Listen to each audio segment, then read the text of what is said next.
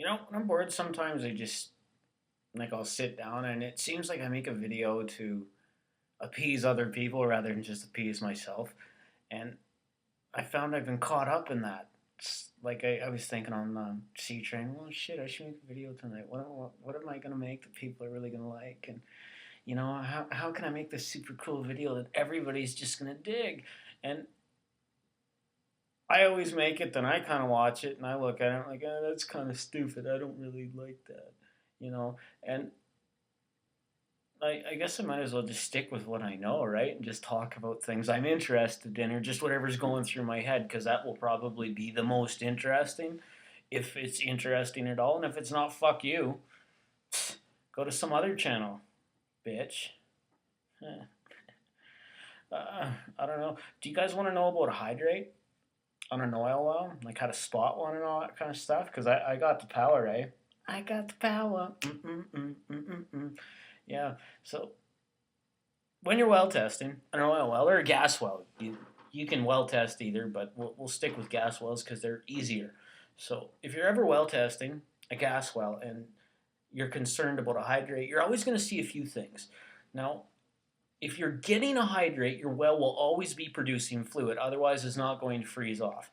So one indication you're going to see is you're going to see your fluid production drop. Um, and the reason why it's dropping is because ice is actually sticking to the inside of your tubing. That's where the water is going. That's why your fluid production is dropping, right?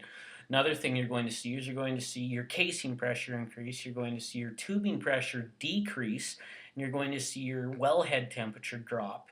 You're going to see your differential pen. You need to be a well tester to understand the static and differential on a Barton meter in a well testing unit, but in any case, you'll see a red pen on a big round chart dropping. That's going to be indications of a hydrate. So anyway, the way that you can correct hydrates, you can do it one of two ways. You can either open the well up and flow it harder by bringing fluid up the well over that water or the ice that's inside of it.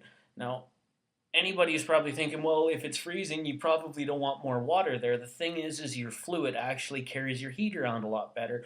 Like if you think of an oven and you heat it up to 400 degrees and you stick your arm in an oven and there's no steel or water or anything to contact your hand, it's not going to instantaneously burn you. If you leave it in there for like 5 minutes, then yeah, you'll start to bake it a little bit. But if you think of water, that's heated up to 400 degrees Fahrenheit and you stick your arm in that, it's going to burn right away and blister your arm. And that's why you would want to open your well up just to get fluid back up the well to increase your fluid production. Again, it's going to limit your hydrates.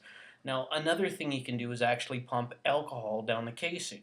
So it'll come down the casing and it'll mist over your hydrate. And that's more or less how it would work. That's one of the two ways you can get rid of a hydrate in a well. There's a few different little stipulations that you want to be concerned about if you've just recently fracked a well. You don't want to kick it open just to try to bring the fluid up to heat the well up because you could flow out something called a proppant.